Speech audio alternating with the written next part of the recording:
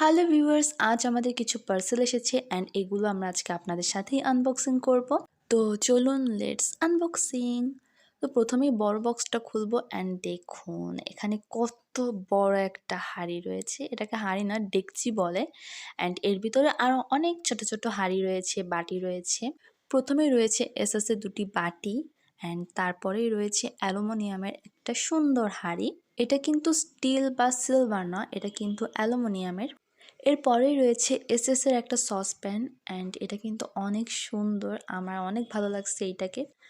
আর এরপর তো রয়েছে এই যে বড় একটা ডেকচি, এই ডেকচিটাও কিন্তু অ্যালুমিনিয়ামের, এটা কিন্তু স্টিল বা সিলভার নয়। বাই দ্য ওয়ে, সবকিছুই কিন্তু আমার আম্মু অর্ডার করেছে আমাদের সংসারের জন্য।